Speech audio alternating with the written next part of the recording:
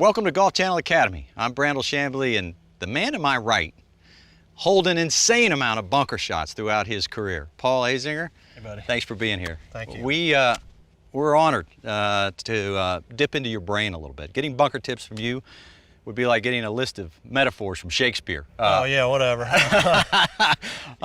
We just want you to tell us, to start with, your general philosophy about hitting bunker shots. Well, I mean, I guess first and foremost, hard work. I was so bad in the bunkers, Brandel. You want me to get down in there? Absolutely. I was so bad when I was in college, and even when I first got on tour, I could barely get out of a bunker, let alone get up and down. And I just recognized it was such a weakness. I got a lot of secondhand information from Davis Love's dad. I never spent time with Davis's dad. But a friend of mine was working with him, and I got some of that from him. And I spent time with Crenshaw and Ballesteros, and then just kind of trial and error. Got in here and just kind of figured out what I wanted to do. I try to base my bunker philosophy off this. I call it normal. It's my home course sand is going to be my normal, comfortable sand. And when I dig in, you know, it's really the only opportunity you have to test the sand by fairly taking a stance. And generally, people dig in, good players dig into the sand to figure out how deep it is, not to get your good footing. You generally aren't going to lose your footing on a bunker shot. So whatever my normal home course sand is, that's my normal. If I go to a course with more sand, I know that the ball will usually go shorter. If there's less sand or if it's wet, a normal swing, the ball will go farther. And then I base I use a normal swing and a normal ball position. So show us. I mean, you're just going to dig in like... Well, when I was in college, I was too close to it. Way too close to the ball, and stood up too tall, and I didn't open the club face enough. Now I've gotten much further away, almost as if I was sitting in a stool, I think, or sitting on a stool. If you can't hit a 7-iron out flopping it, you're not far enough away. Which is how Seve practices. Right. Yeah, he'd hit a 3-iron, but so I try to get in a sitting position, get my legs, bent, and I like to get my hands back now. And with a normal, comfortable swing, it goes about to that flag, I would think, out of pretty normal sand.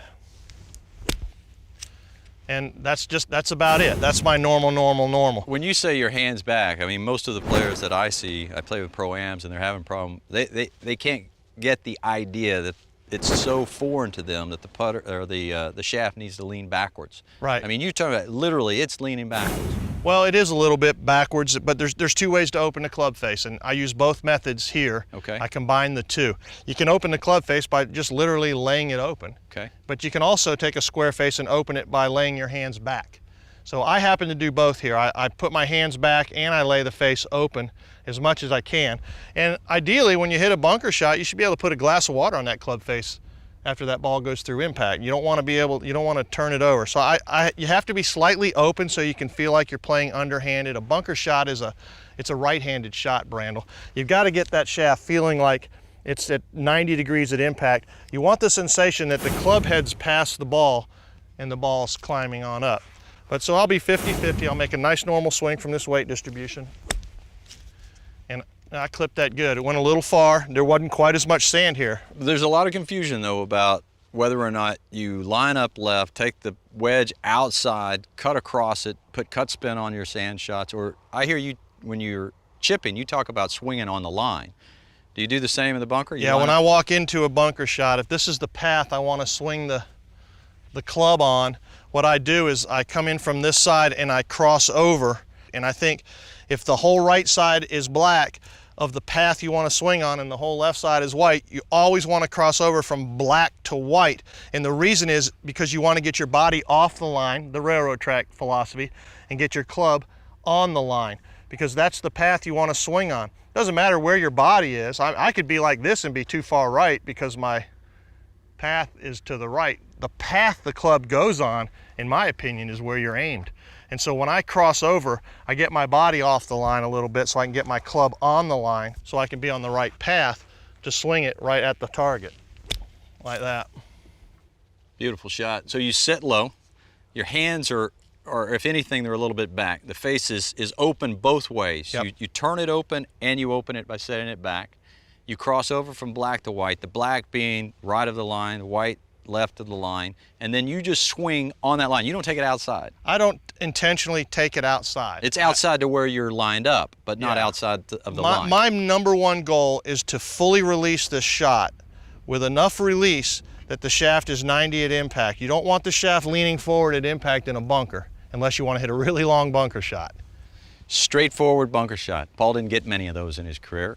Most of the time, they were long, they were side hill, uphill, downhill. We come back, he's going to tell you how he hit those, maybe how he holds some of those.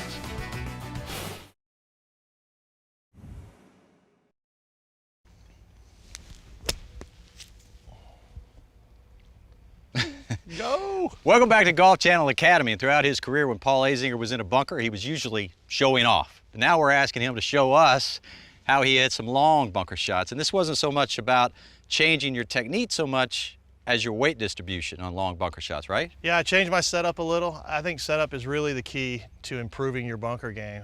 Most people are just way too close to it to start, and their club face isn't open enough. We talked about that already. And the importance of getting farther away from it is really huge. Even on a longer bunker shot, you still want to be a little bit farther away from it. You know, logically, I won't open the club face quite as much, and I won't have my hands quite as far back. My goal is always to slip the club past the ball. But I think that when I say normal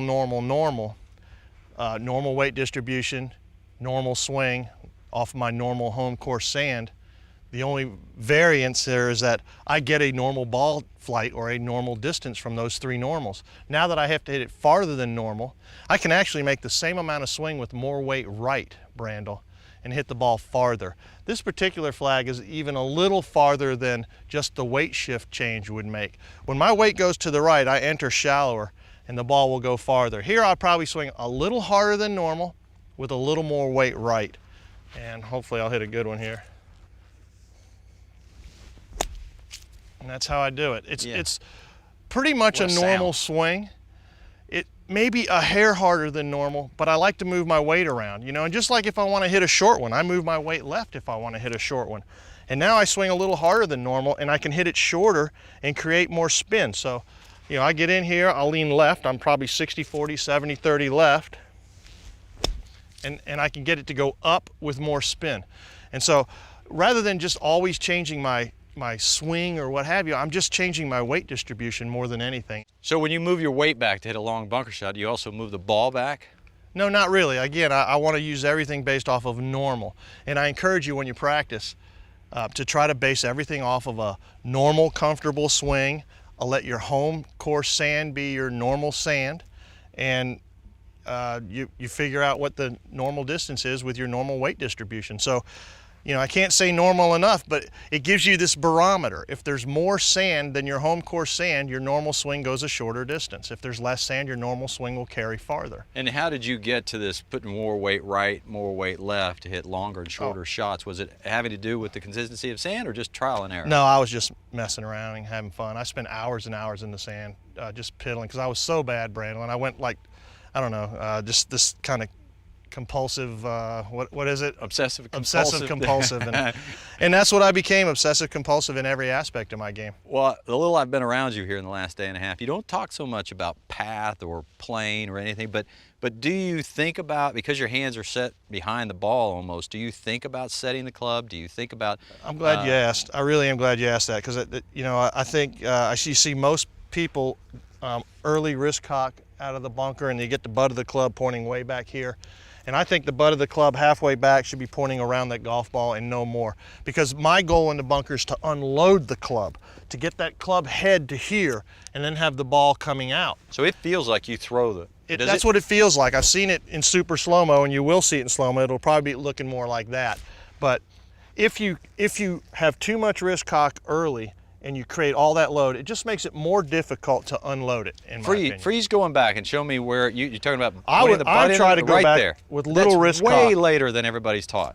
Way later. Way later. Way later. And it makes sense because you are trying, if you load it early, obviously, you're trying, then you have to unload it to hit a bunker shot, don't you? Right. It just takes more effort to unload it. Now, you know, there's play here. I'm nice and relaxed, but I don't break early. I break late, and I can unload easier. It's just less effort. We go back to powerless effort and effortless power, and I'm looking for the effortless power. And then show me on the finish where you think the face should be pointing and where your wrists are. Right, the face should be, the club's released like crazy. I try to release knuckles up, but it's released like crazy to get the club head past the ball. And then I really believe you'll watch every bunker player, Mickelson or Ernie Els, these guys that are fantastic. And you can put a glass of water on that club face after they hit the shot. Hit a long one for us again. Do another long one. So the ball's basically right where your sternum. Got a little more weight right, and right, probably definitely. just a slightly bigger swing than normal. I didn't hit it quite hard enough, but if you look where the club face is, you know, you can, and not only that, but you know, my elbows are down, I can just square right back up and I'm right back where I started. If your left elbow pulls like that, it's just terrible. You pull just a little bit, you square back up and you're way off to the side. If your elbow folds up and stays on your side, you square back up and you're right here where you want to be. Listening to Paul, you hear him say normal, normal, normal. When he was in the bunkers, he was anything but normal. When we come back, we're going to talk about abnormal lies. Don't go away. Welcome back to Golf Channel Academy, here with Paul Azinger, who's sharing some of his genius out of the bunkers with us. For more tips from great players, go to golfchannel.com or maybe just download Golf Channel Academy app. Now with Paul here, we're going to talk about awkward lies. You don't always get a level lie. What sort of allowances did you make in your setup for, say, an uphill lie? Well, this is above your feet, and it's actually probably one of the easier shots you can get, Brandel, because the toe of the club is going to do more of the work. I still am going to use fairly the same technique. Obviously the ball's closer to me, you know, so I might choke up a smidgen on it or just stand a little bit taller. But usually when the ball's above your feet, you can get more spin. Different than if the ball's below your feet, like we're going to do here in a second, where the heel digs. So I'll try to Why do you demonstrate. get more spin if the ball's Well, below you get more spin when the toe's engaged. You know, Jimmy Ballard says this all the time, the heel digs and the toe cuts. And I truly believe that. So the toe's cutting into the sand. Better Much believe easier here. It's cutting like a knife through butter. Okay. And hopefully I'll hit a good So shot same technique, here. you're still low, you still got the ball in the middle I'm of the stand. still low, but ball I'm not back. as low. I'm still pretty much 50-50. And hopefully, you know, it should just spin a little more, normal swing and all that. We'll see. You see how much that spun? I mean, that is just You can hear it. You can hear it. Yeah. And it's because of I'm contacting the bounce out towards the toe. Now I come over here and hit off the downs, or now the ball's below my feet. It's not really downslope. On a full shot, it's almost impossible if the ball's below your feet to hit a decent shot. I mean, you just try to rotate your toe and try to aim for the toe on a full shot. I'm talking about a 6-iron or something like that. Tour pros hit them fat all the time. Technique-wise, I mean, I'm not going to do anything much different than just try to fully release it like I always do, but I'm going to understand that the ball's just not going to spin as much. Just because the heel is going to catch. Yeah, because the heel digs and you create, you know, less of a clean hit. This isn't real severe, but it might not spin as much. Actually, it doesn't spin as much. It just kind of, you know, runs out, and you hear the difference in the sound. So you're not changing your method. Not you're too not, much, You're not no. getting more steep. You're not moving your hand forward. No, it's still fairly normal. I just realize it's going to release more. That's all. Off an upslope, you want to go with the grade. You always hear that. If you have a close-in shot, you can lean into the grade a little bit. But again, because I'm on an upslope, actually that's not comfortable. I'll do this one. Because I'm on a slight upslope, a normal swing won't go as far, so I'll have to swing it a little harder than normal. My weight is back, and I try to get my shoulders to go with the slope just a hair. I'd rather err this way than this way so I don't scull it. So, but anyway, I'm just going to swing maybe a little bigger than normal. Out it comes, little to no follow through. And then back here I've got one on the down slope, and once again, technique doesn't change much. I may move the ball back just a hair, Brandel, because I want to make sure I get a good clean contact, but you know it's going to come out lower and it's just not going to stop as fast. So I think, you know, my goal for you is if you can understand the normal sand, normal swing, normal weight distribution, everything plays off of that. But it takes time to get comfortable with your normal. It takes practice to know how far your normal swing will go with normal weight distribution. So You're just taking care of everything that needs to be taken care of in the swing with your setup. right, and then I just vary off my setup. You know, there's nothing I can do about this lie. If I'm making this swing, you know, and I have a perfect lie, but somehow mid-swing somebody pushed the ball down in the ground, I'd still kind of make the same swing. I just know it wouldn't spin as well. Gotcha. That's all. So I'm not, making this overly complicated, but this is a slight downslope, not severe. That came out pretty nice. Nice shot. One of the worst fears of tour players is a buried bunker shot. Paul Azinger had a unique way of playing it. When we get back, he's going to tell us all how he did it. Buried. It sounds dead, doesn't it? You're here to tell us it's anything but dead. There's a way to get out of there? It's not good. Let's just go ahead and agree to that right out of the gate. It's not good. It's not what you want. No, it's not what you hope for, but inevitably you're going to get it if you play golf long enough. And here it's a short-sided shot, so if I land this on the green, it's probably going to go too far. But I think ideally you take 15 or 20 feet here, and if you get lucky, maybe you get it inside 10 feet, who knows.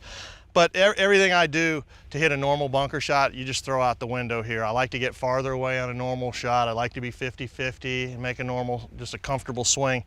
This is completely different. Here I want to be a lot closer to the ball. I want my weight leaning left.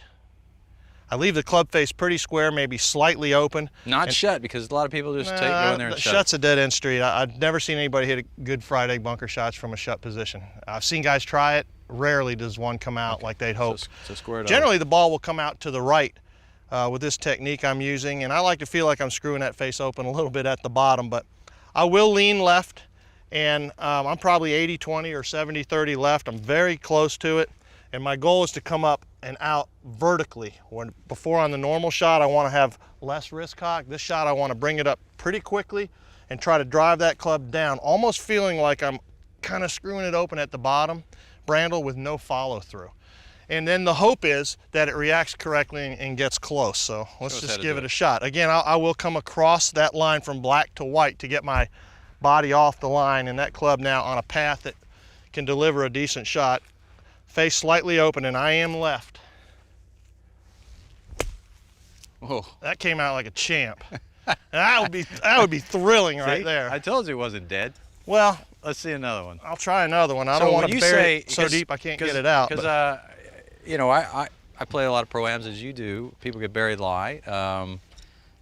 They invariably try to swing through it. When you say the wedge stays in the sand, what does that do? What effect does that have on the ball in the sand? Why does it stay in the sand? Well, if you're following through, it's going to have to be too shallow.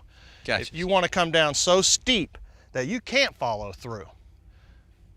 If you're able to follow through, you've entered way too shallow and you're completely defeated. So again, the more left you are, the easier it is to get it steep. The more right you are, well, it's impossible. You're going to be shallow. So you want to be left with your weight. Obviously, I'm slightly open. I'm going to play for it to kick out, and I want to be as vertical as possible. And I do feel like I'm trying to open the face a little bit to help it out of here, but no follow through. And actually, the more I think about it, I guess I can't follow through because I'm so vertical. So that's the ultimate goal. Let's see if I can hit another decent shot here. That came out great. Ridiculous. Is that all you could do with it? My first year on tour was 1988. You were Player of the Year 1987. I watched you then, I've watched you since, and I always thought, how the heck do you do that? Hey. Paul Azinger, thanks so much for the day and sharing everything with us and telling us how he did that.